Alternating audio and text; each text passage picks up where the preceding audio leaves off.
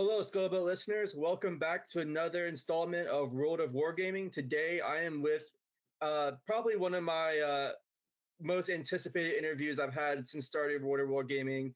I've been a huge fan of Wargame Design Studios and John Tiller Studios since probably when I was 6 or 8 years old. That was really my first cutting my teeth into Wargaming, and we are here today with the Chief Operations Officer for Wargame Design Studios, Richard Hamilton. Rich, how are you today? I'm well, William. Thank you very much for having me on today. So if you don't, so if you don't mind, just providing some context about who you are, how you got into wargaming, and how you became involved with Wargame Design Studio. Sure. Like yourself, you said when you were very young, you got into wargaming. That's where my interest started as well. For me, it was HO scale figurines, miniatures, really, 172 scale. I remember seeing them for the first time, and that really sparked my interest. Come from a military family. And so I'd always had a lot of influence there, always spent a lot of time reading about military history and whatnot. From a very young age, I was collecting Airfix figurines, and gradually that grew into interest in board gaming.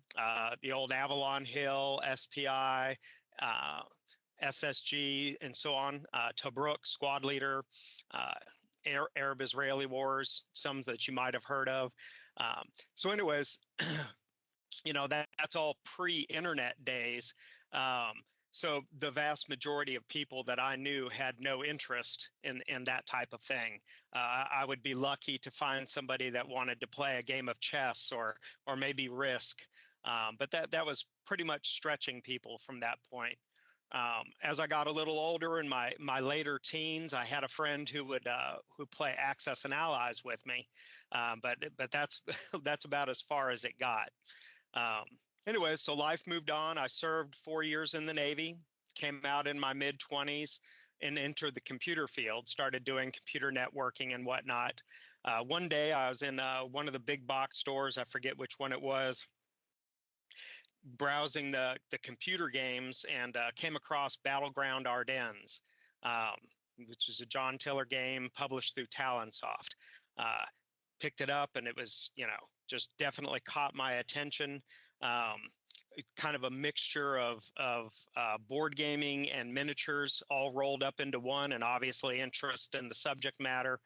Took that home, got really tied into it.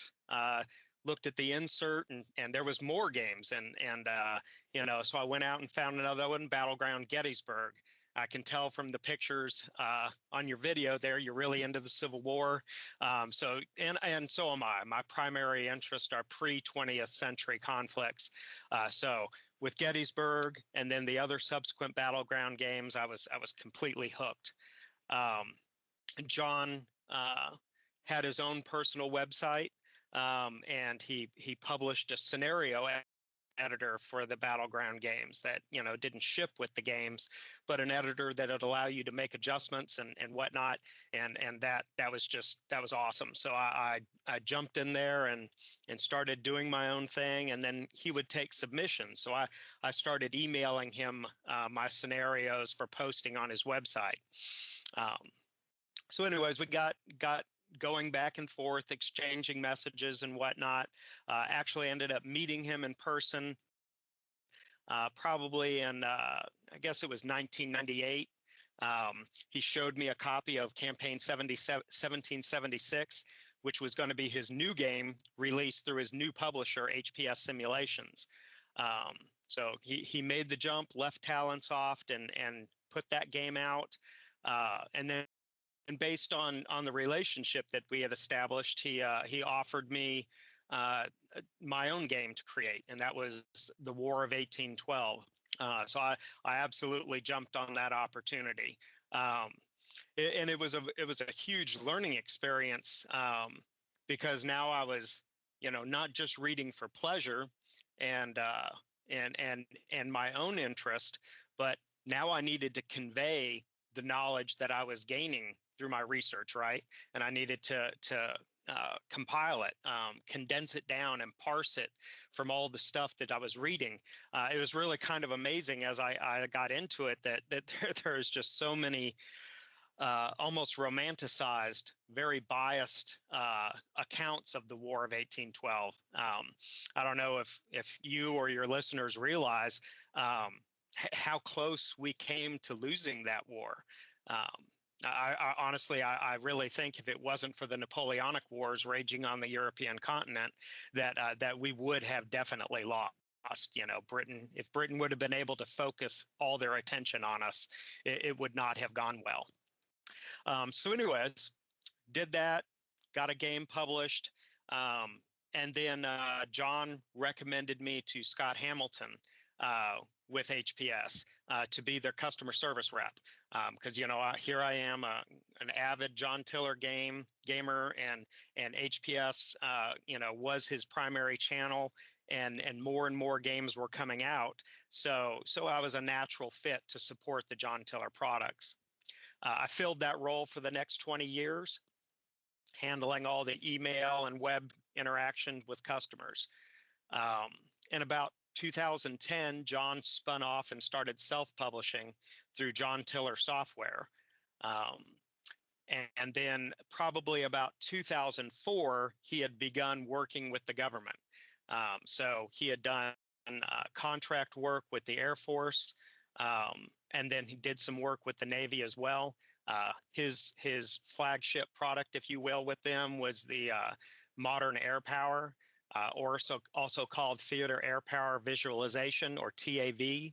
That's actually still in use with the Air Force. Every second lieutenant that goes through the Air College is using Modern Air Power right now. So that became his top priority. So a lot of the details of the day-to-day business of John Tiller Software, I would handle, running the company as a whole. So at this point, enter WDS. David Freer it's his brainchild, naming that WDS. He developed his first game with John, Moscow 42, and that was published in about 2011. In 2016, he began working with another programmer, Robert Berto Osterlund.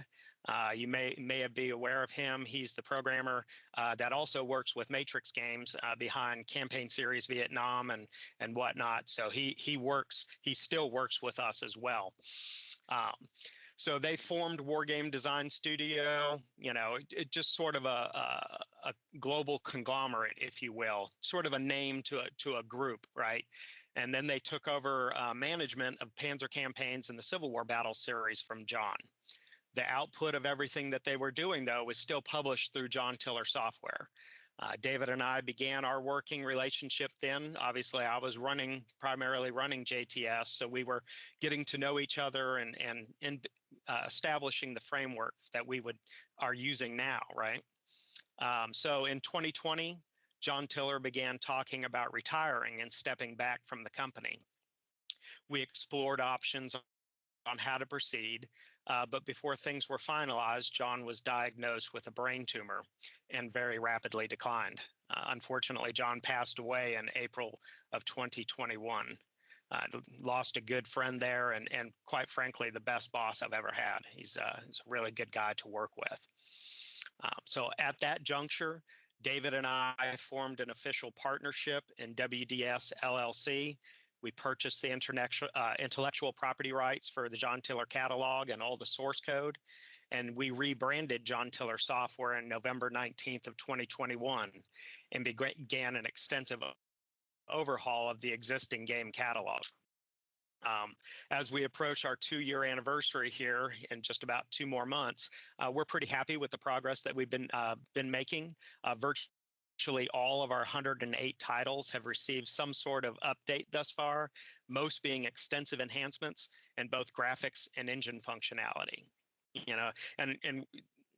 John had been doing this for 20 some years, but like I mentioned, from 2004 on, his primary focus was government work. So while we were producing commercial games, they didn't get a lot of love, if you will, and the scenario designers would create it. But as the company going into it, there wasn't tons of programming time dumped into it, or really even a lot of graphics. The graphics were very marginal and functional. John was a function over form guy when it came to graphics. And I think if you look at our offerings that we have on the website now, there's been some radical changes graphically, and literally pages of enhancements to the game and how they function and the rule sets and whatnot. And then just a final note on the breakdown of WDS. We essentially have two sides of the house. As I mentioned a couple minutes ago, my primary interest is pre-20th century Civil War battles, Napoleonics, musket and pike, and further back in history. And David is the 20th century guy, so World War I, World War II, and whatnot. So. Awesome. Well, thank you for the overview. So can you mind breaking down the development process from a game's conception? Like, for instance, you said your first full game you were involved in was War of 1812.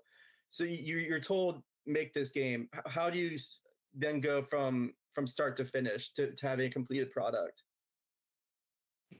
Okay. Well, one, we're unique and have been basically ever since I started working with John Tiller up to today. We still have the same philosophy. We're kind of different than most companies. We don't necessarily look at a topic and say, yeah, we can make lots of money on that. Let's do this topic. Rather, we take a period of history that we're interested in, or maybe a guy approaches us and said, hey, I got a real passion for this topic, and I'd like to make a game on it. So we cover a whole lot of topics that a lot of companies wouldn't touch with a 10-foot pole. For example, we just released the Great Northern War, 1700 to 1721. A lot of people don't even know what that is.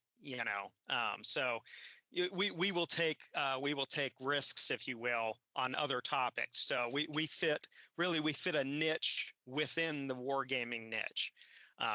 So anyways, from a game, so let's just take the War of 1812, for example. John said, hey, I've done this campaign 1776 game. I've got this series, and I'd like War of 1812 to be the next title. And, in that case, I was the scenario designer, or if there was one that we wanted to do, I would seek out a person that had an interest in that topic and put them on it. Really, a game development cycle can span several years. Getting books, gathering resources. I even went up to the state library in Richmond and dug through some of their materials that they had, actual, original books from those period of time, the early 1800s and whatnot. So to get period materials, you've got to really dig in and see what's available, and you got to spend time. And, like I mentioned earlier too, there was books I picked up and I literally spent maybe 5 minutes in it. And I said, well, this ain't happening, because it was just right out of the gate. You could tell. But then you have others that are good source material. One such book was, I believe it was Elting. It was Amateurs in Arms. And it just talks about how the very young American Army, and it was just, it contained all the warts too. It's not just glossing over and making us sound so wonderful. It's, it covered the good, the bad, and the ugly. So anyways, you gotta weed through, get your source material, and build your base of resources. And then you got to list out your battles. What is worth considering building on? What's my famous battles? There were battles that I included that were really hard to model. The Bladensburg races, if you will, where Americans were sent scampering, and shortly thereafter the British ended up in D.C. and were burning the Capitol. So certain instances like that were kind of hard to model, but they were essential to conveying the message of the war, right?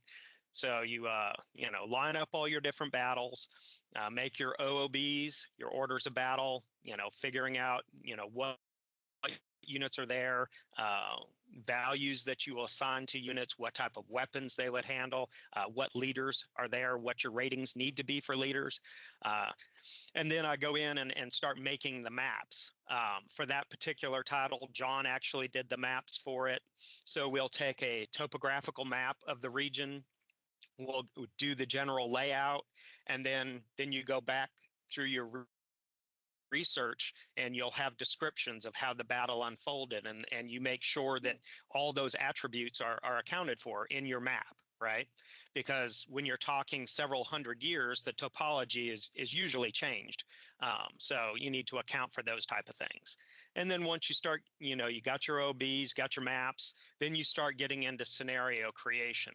Again, taking your reference material, here's where the unit started, here's how the battle unfolded, and you do your placements. Then we go through a play testing process where you get others involved. You actually play the game and see how it unfolds.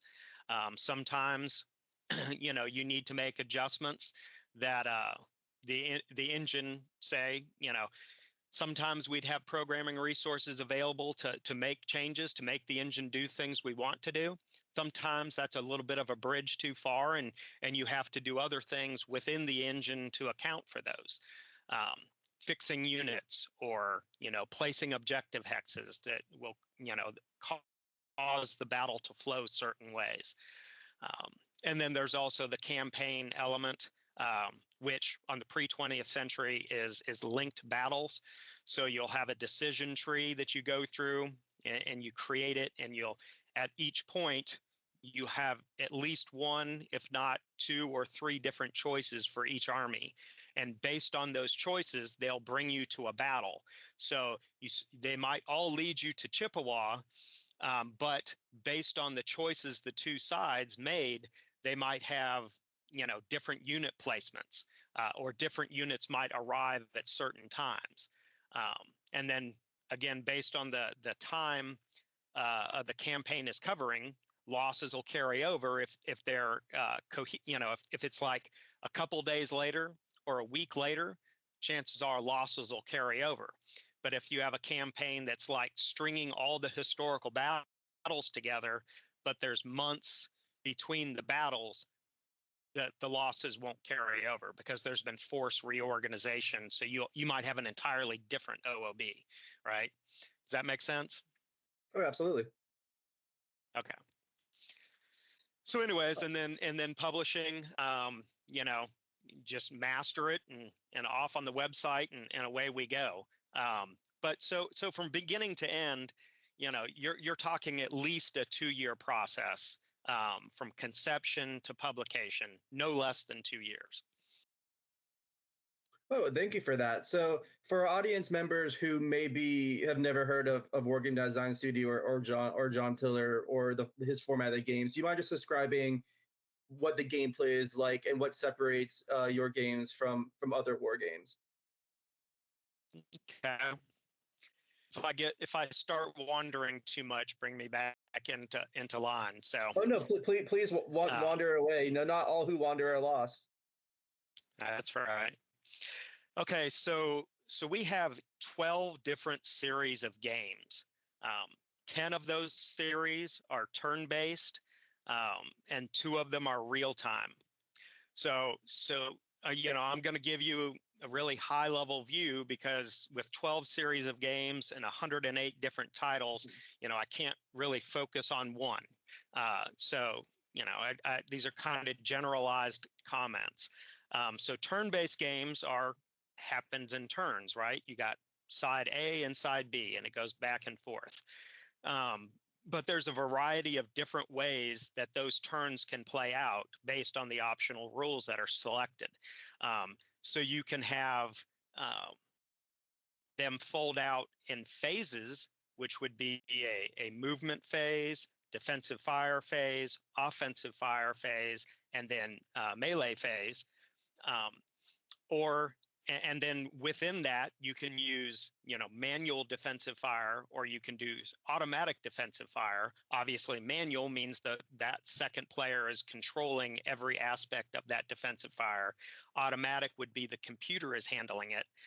The advantage of allowing the computer to handle your defensive fire is that limits, like if you're playing another person, that means that whole turn can be done in one setting rather than emailing a file back and forth.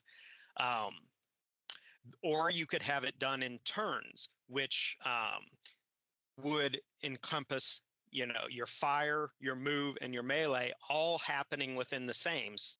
So let's say you have a complete front. You could move down the front and issue orders, if you will, to one brigade at a time, doing everything that you intend to do with them in one turn, right? And you're not waiting for other phases. And then there's a hybrid of that that has an embedded optional melee resolution. And the benefit of that is, let me back up. A negative of phases, defensive fire, offensive fire, melee, is during the movement phase, there's no fire taking place. So a unit could march across an open field and not take any fire. Well, that's not realistic. Okay, so that's a handicap, if you will, of that style of play. Where in a turn-based mode, there's opportunity fire taking place. So if I march, my battalion across, a front that the enemy has visual to, they're going to take shots at me, and I'm going to suffer losses during that time, which could then also end up disrupting that unit, which would slow their movement, and it's going to affect the combat. And that's certainly my preferred method of play. But the best compromise between the two systems is the optional melee resolution, in that if you don't use the optional rule, then you can conduct your assaults, and then you can exploit those breakthroughs. So you could actually stack up units, do a breakthrough, and then pour units through that. And you can really, basically, you're doing a blitzkrieg, on a 18th century battlefield, which is not accurate. So the optional rule allows you to do your fire and your movement and your fire, and then you advance the turn, and then you conduct your melees. So it's a nice balance between the two styles of play. And it also has the added benefit of everything can be done in a single sitting, so you only have a single file to transfer back and forth. So that's primarily on the pre-20th century side of the games. The post-20th century also has the option of automatic and manual defensive fire, but at all times you can, if there is no differentiation of the melee phase when you're playing with automatic defensive fire. You can just do everything in one turn. So scale, okay? So we have a variety of scales. We have squad level games that are 40-meter hexes and 5-minute turns. And then on a company level games, which are the early American War series, they're 125-foot hexes and 5-minute turns. Then we have grand tactical games, which is our Civil War battles, our Napoleonic battles, and our musket and pike games, 125-yard hexes or 20-minute turns, or on the European games, it's 100-meter hexes and 15-minute turns. Then we have our Panzer Battle series, which is platoon level, 250-meter hexes and 30-minute turns. Then we have operational level games, which is Panzer campaigns, modern campaigns, and First World War campaigns, 1-kilometer hexes and 2-hour turns. And finally, strategic level games, which are 10-kilometer hexes and two-day turns. So quite the span there.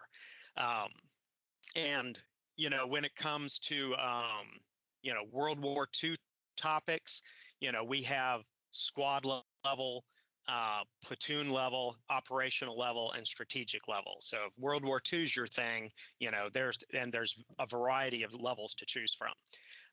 For the real-time games, action begins as soon as you hit the start button. It's a 1-to-1 ratio, 1 minute of real time, 1 minute of game time. You are able to accelerate up to 10 times. So 10 minutes of game times to 1 minute of real time for, like, let's say you're doing search missions and you're looking for your opponent. You can run it at a higher speed.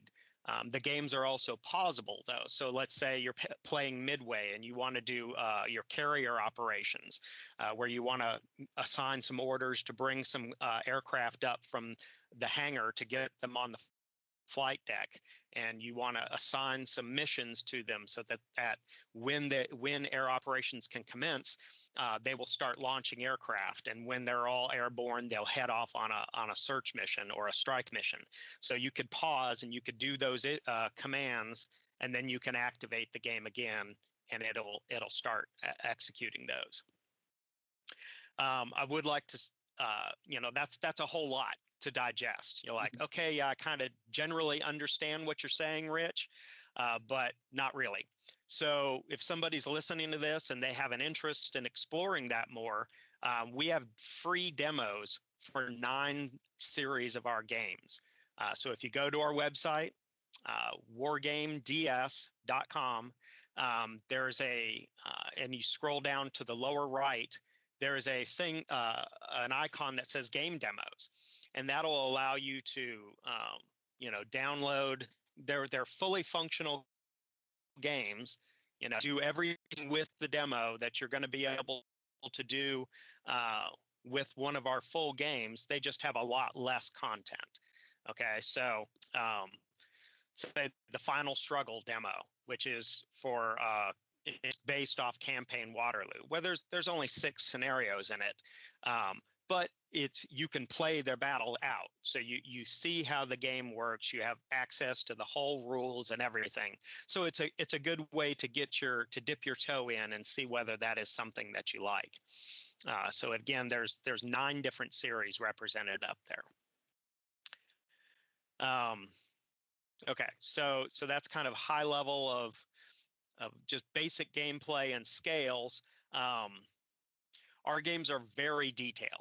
Okay, probably more complex than a lot of games that are on the market. There are some that are even more complex than us, like War in the East or something like that.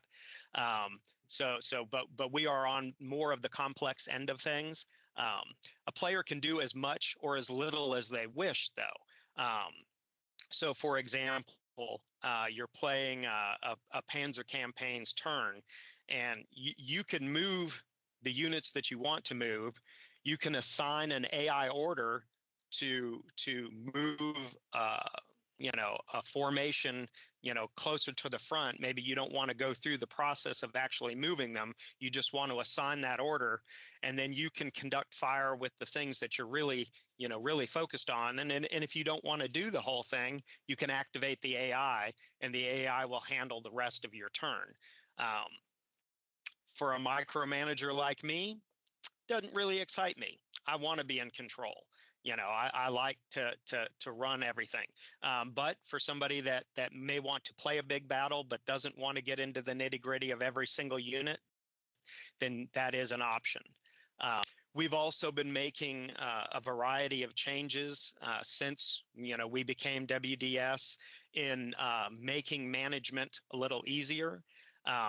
For example, go back to the Napoleonic games. Previously, you'd have to move every single unit one at a time. Now we have a command that, it's linear warfare. So you would have a whole brigade lined up shoulder to shoulder, right? So they might be 5 hexes across, let's say. You could even have an entire division. Well, now it's possible to move that entire command with a hotkey and a mouse click, and all of those units will move at one time, as far as they possibly can, as their movement points will permit. So we've been making quite a few changes in that regard as well. Then we have other tools like a range tool to help you determine how many hexes you're away, artillery dialogue, which allows you to fire your artillery pieces, and not only does it tell you which ones are available, but it highlights all the available targets. So when you have one selected, all the units that they can fire on that there are valid targets are highlighted on the map. So it really streamlines the process. All right, awesome, Rich. I really appreciate all the in-depth detail in that. So, being primarily, historical-based gaming, and we all know history isn't necessarily fair. How do you balance especially some of these scenarios where one side has heavy advantage over the other? Well, there's a primary way to do it is to adjust the victory conditions. Okay, so we'll just take the Little Bighorn for example, because that's a demo I did not long ago. Obviously, Custer's command was wiped out. So there is no possible way to represent that situation and come close to anything resembling history and have the U.S. win because that they were massively outnumbered and whatnot. So, but in that circumstance, the victory conditions are sent for the last stand scenario that if the natives don't completely wipe the U.S. out and take all of the objectives on the hill, then there's no way they're going to win, right? So that's the only way a major victory can happen is for complete wiping out of the other side. So if the U.S. is able to hold on till the end of the scenario, and I mean they might even be able to get a draw if they're holding on long enough. So you can control the number of turns and you can control the victory conditions. A lot just depends on what you're attempting to model. I mean, a scenario can be a snapshot of the particular situation, and you're only looking at modeling 30 minutes or an hour, right? And you're really focused on it. So you have a lot of control in that circumstance. But if you get into a larger circumstance, go back to Waterloo. The full map campaign scenario. I use the term campaign because it's the whole series of battles that took place, and they all unfold in one scenario. So it's 388 turns on a map the size of roughly Rhode Island. Okay, in that circumstance, well, you don't have a lot of control, right? Because there's so much scope that it could play out in. So I can't, I don't have a clock, a 6-turn or a 12-turn clock to be up against that say, if you don't achieve this goal by this time, you won't win, right? It's 388 turns. That's 4.5 days of time. So in those instances, again, you can control the point spread to make it, for the side that was heavily outnumbered, they might have to achieve a little less of a point value, where the guys that had a better numerical value, they might have to achieve more because the things are already weighted in their favor. You could also fix units or varying the reinforcement schedule, so maybe those units don't arrive at the current time. So anyways, again, it depends on the particular circumstance. Thank you. So one of my favorite things about the series is that you include non-historical alternate history scenarios. What sort of decision making and resources and research you need to go into creating those? Well, I mean, that is my personal favorite way to game is the blind meeting scenario. So we might have historical units, the actual commands that were campaigning in that area, but we're not at a set piece battle. We're not dealing with the decisions that others made bringing us to that battlefield. So absolutely, I like that a lot. Again, it depends. What are the choices? I mean, it can be something as simple as, here's the map, and just place the units, and then you just stagger them in. How would they work? Again, I'll go back to Napoleonics. Well, the light cavalry would be out in a screen, and they would lead, and then the forces, French forces would move in a corps, so your corps would arrive in a reinforcement schedule, and then, maybe 100 hexes away, another corps would arrive on the map, and then so you just bring those on. What if, to get more detailed, if you will, on a what if scenario, what if Grouchy would have actually kept the Prussians off Napoleon's flank, right? So that's an easy one. You just intercede the French forces in between the Prussians and Napoleon's flank so that he could focus on the Allies while the Prussians are held off the map. So that, there's just a variety of ways. And that's where a large map comes into play. We've seen wargaming and especially, computer power change over the years to where now we can have much larger maps. For example, Campaign Waterloo's map, that map is larger than all of the Battleground games combined that came out from Talonsoft, 20 years earlier. So those maps were very small. They were very focused on just the Waterloo battlefield, or just Quatre Bras, or just Ligny, right? So and now we can have much larger maps, which gives us much more flexibility, much more what if. We're not hemmed in to just the historical paths, unless we want to be. One part that just popped into my mind that I didn't answer from your previous question is what kind of differentiates us from the competition, and really that is historical detail. So we'll take the Mexican-American War, for example. There's other games that cover it, Age of Rifles or whatnot, and they might have 2 or 3 scenarios in it. And you have generic Americans and generic Mexicans, whatever. I think Field of Glory has some too. There's other games out there that do it, but there's no real richness to the units. There's not necessarily, you're not playing on the actual historical battlefields. They're not necessarily accurate. Where we have, I've got the Marines at the halls of Montezuma, right, being commanded by Major Twiggs, and they're carrying Harper muskets, right? I mean, we know what they were carrying, where they fought, and they're in the Chapultepec scenario and the assault on Mexico City, which is one of those hypotheticals. What if the Mexicans wouldn't have surrendered and they would have had to have assaulted the city? So anyways, that is probably the biggest differentiation in us, is that we get into significant detail in our research and modeling. You can go in onto our blogs page on our website.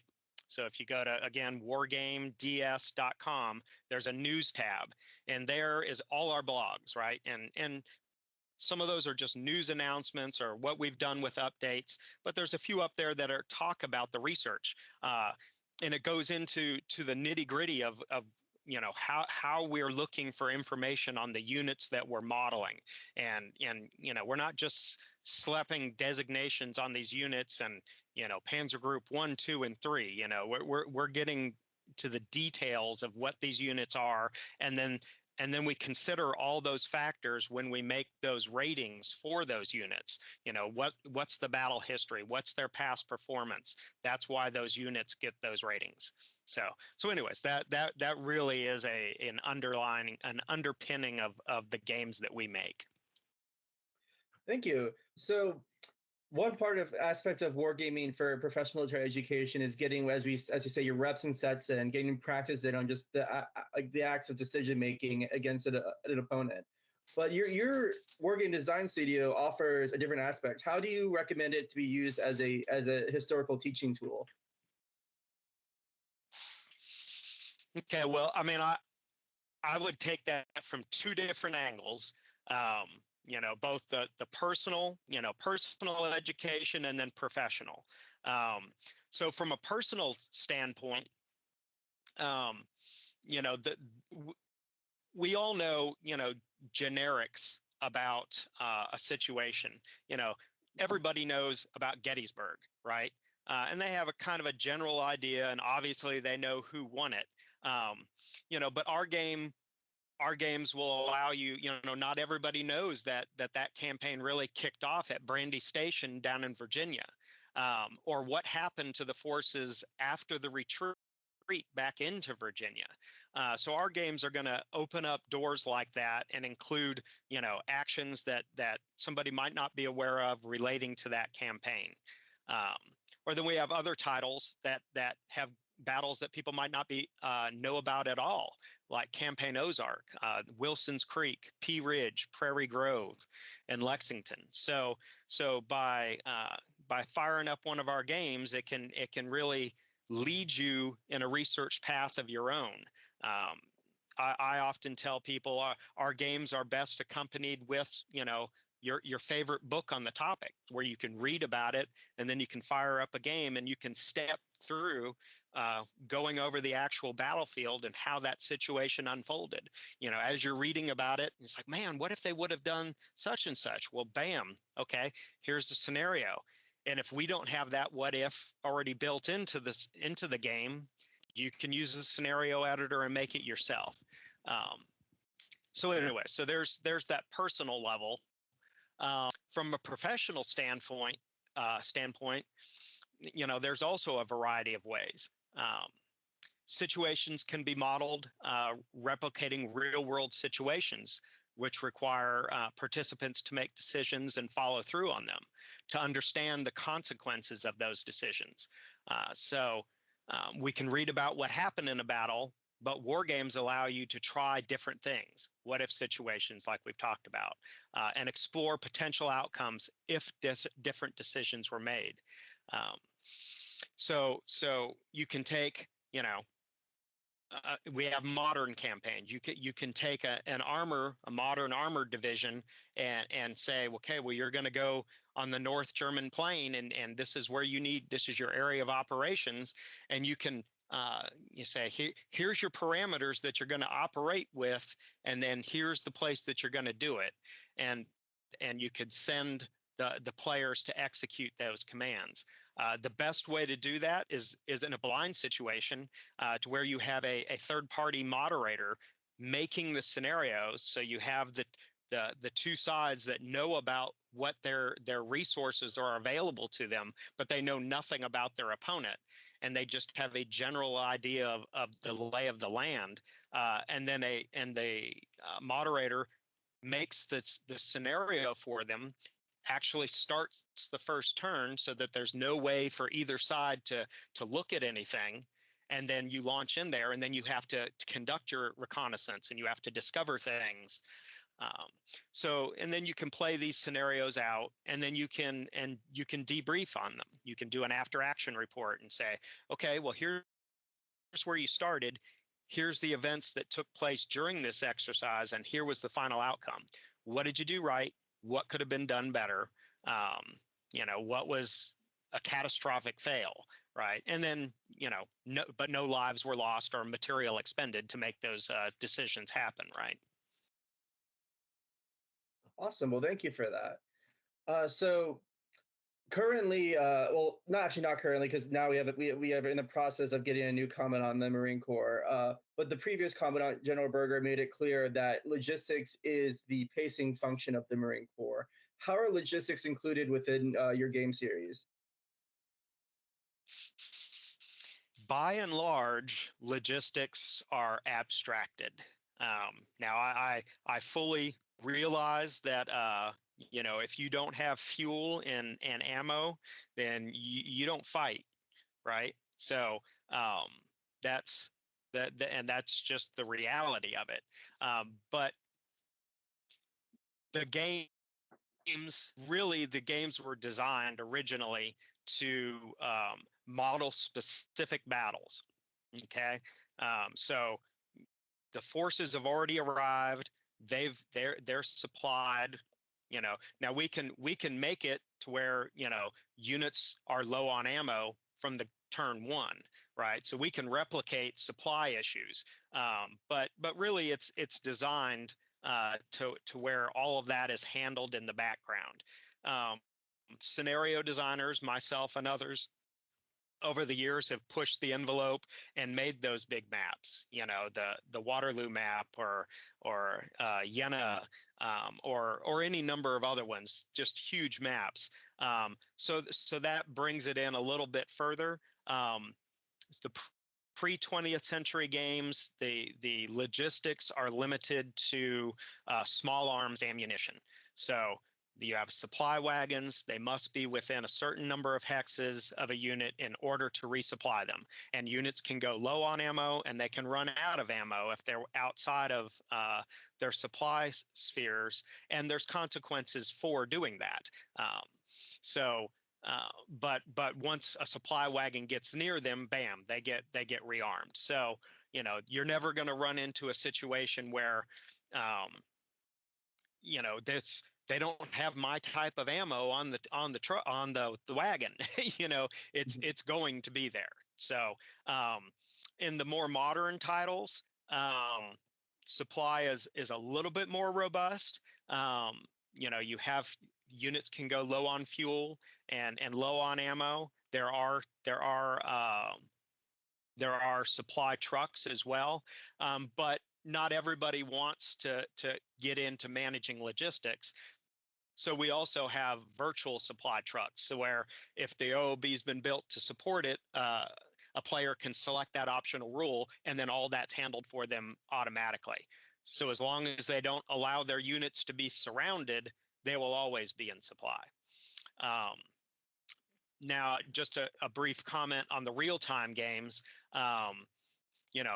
When you have an aircraft in the air, it definitely will go low on fuel, and it will run out of ammo. You have a certain amount of missiles, a certain amount of cannon ammo, and based on how fast you're flying is how long your fuel will last. So we have mid-air refueling capabilities, and then obviously air bases that they can return to refit. So again, just based on the system and the desire, the goal of that, as to whether how detailed that is. We have discussed getting a little bit more granular with that. We'll see where that goes. I guess our concern is dumping resources into something, and we would make it an optional rule. But if we dump a bunch of resources in to build this infrastructure to model logistics much further, but then nobody uses it, is that a good return on investment? So that's still something that's kind of floating in the periphery. Well, thank you for that. So as we begin to wind down our interview, there's three levels of war: the operational, strategic, and tactical.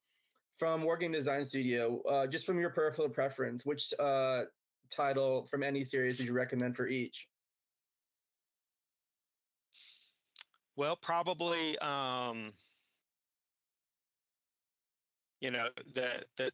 we have both squad level for tactical, but then we have a grand tactical. So again, it depends on the area of interest. If probably Red Victory, which is the second half of the Eastern Front in World War II for squad battles, that's just received a recent update. And just a lot of detailed scenarios, really good scenario design in that.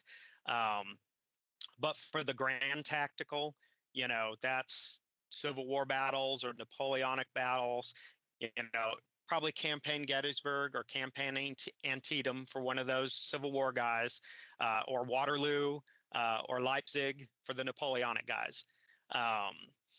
For operational, if somebody likes maneuver a lot, you know, Smolensk is a very popular title. Early war, 1941, lots of maneuver there. You know, there's not a lot of static lines. However, if you're going to get into, you know, more balanced sides, you know, 1943 on the Eastern Front is very good. You know, because you had that was kind of the high water mark, right? Where, and both sides were still relatively evenly matched at that point. The Germans weren't steamrollering the Russians, nor vice versa. So one of our 1943 titles, Romantsev, was just released, you know, just a few months ago. We got some more of those in the pipeline as well.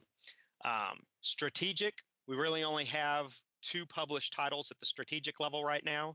First Blitzkrieg, which is early war, World War II, or War on the Southern Front. Probably First Blitzkrieg would be the one I'd recommend of the 2. But you have a mix of Eastern Front, you know, Poland and France, and then a hypothetical sea lions in there as well. So. Well, awesome. Well, thank you very much. So as we get closer to the end, where can our audience find you? Where can we find opponents? Where, if anything you'd like to plug upcoming, and just anything like that. Okay. Again, the hub for everything we do is wargameds.com. So, you know, shorting for Wargame Design Studios, but wargameds.com. You know, all of our products are listed there. There's a link at the top for game series, and then everything's broken down by the 12 different series I've mentioned. News is blogs where you can go back and you can read. You know, I think we have close to 100 blog posts up there now, and you know, we're putting those out quite regularly. Support is updates and whatnot. I guess another thing that we stand apart from with most other game companies is once you purchase a game for us, you're going to get free updates for it pretty much indefinitely. And those aren't just, you know, once every 6 years, you know, hey, here's a little tweak. You know, as we make major enhancements to the engine, all of it's rolled back to every title that's in the series. So you don't have to just say, oh, well, that's a new game. What happened to the game that was released, you know, 15 years ago? Well, that's why we can sell games that were released 15 years ago as new, because they're updated. They have all the same features, and for existing owners, they get it for free. So that's the support tab. There's a forum link up there. That's, you know, you can read it. You don't have to be registered. That covers everything. Anybody in the world can read that. Also under support is opponent finders, other websites that have video reviews of our games, and so on and so forth. So there's links for those up there too. As far as what's going forward, you know, we're continuing to refine our existing catalog, but now, you know, we've done pretty good. We've really got most things addressed at this point that we wanted to do. We're moving more and more towards new topics. We have some new series in development that, you know, nothing's out from these. So we've got completely new things in the pipeline for existing series.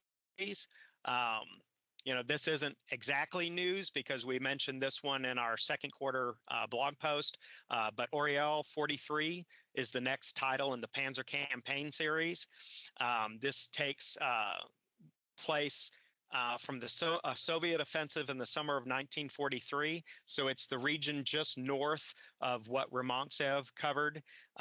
So it's focused on Operation Kutuzov, which is the Soviet response to Army Group Center's attack at Kursk in July of 43. Currently, there's 57 scenarios in there, with the largest being a 417 turns campaign scenario. So this is, again, I mentioned it earlier, it's a pretty balanced time on the Eastern Front, where you still have a pretty strong German force, and the Russians were rising, right? So it's relatively even sides. So it's a good time. It's a good gaming environment. On the opposite side of the spectrum, our next title in the Musket and Pike series will be the 30 Years' War.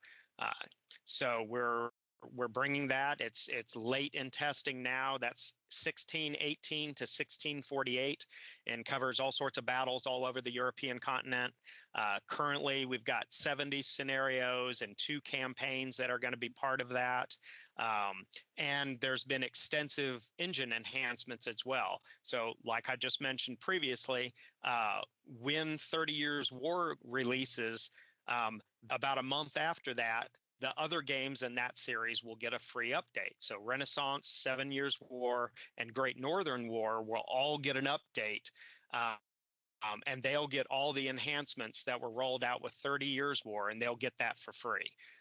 So yeah, and then, like I said, we have a plethora of other things in development. I mean, just, the history of conflict in the world is immense, and at the level that we deal with them, we have enough topics in the pipeline that, we've got another 6 or 7 years worth of publication in development currently. So lots ahead. And then I would like to mention that we have a special deal for your listeners, specifically for the Marine Corps Association. Again, website, wargameds.com. If you go, let's say you're up there and you want to pick up a game or two, you add them to your shopping cart. When you go to the shopping cart to go to check out, there'll be a place on the right-hand side that you can enter a discount code. Use discount code MCA25. All right, so enter that in that field, click the apply button. That's going to take 25% off your entire order, whether that's one game or more, it doesn't matter. And this deal is good through December 14th. So you got a little while to redeem that, but that is available to all of your listeners. All right, well, Rich, I really appreciate it. Thank you for all the information. I look forward to your future titles. And then, as I do with every guest I've had on the World of Wargaming segment, my final question to you is, you've had a great day wargaming for work. You've been busy. You come home, you kick off your shoes, you put your slippers on, you pour yourself a glass of bourbon. What war game are you playing in your free time? Napoleonics, and it could be any one of 15, but that's my go-to. I just that period of warfare, the combined arms and whatnot. I could go on and on about that. That's my sweet spot. So one of the Napoleonic titles. All right. Well, if I may. Yes. If I may, just one last plug. If anybody's listening and they have questions, they're like, what was that? What were you talking about? You could reach out to us at helpdesk@wargameds.com. So that's an email address to just shoot a message. It's also accessible off our support link. So happy to answer any questions anybody has and help them get going on anything, anything at all. Just feel free to ask. Well, Rich, thanks for coming on the show. And then for all our listeners out there, go out and check out Wargame Design Studio. Use the discount code, try a bunch of games. Who knows, maybe one day you can find one of us on the battlefield and we can play against you. And otherwise, keep wargaming and get your reps and sets in. All right, thanks, everyone. Scuttlebutt is a production of the Marine Corps Association. I am William Truding, but you've also heard the voices or contributions of Vic Rubel, USMC retired, Nancy Lichman, or Ty Frazier. The opinions expressed in this episode do not reflect the official stance of the Marine Corps, DoD, or Marine Corps Association.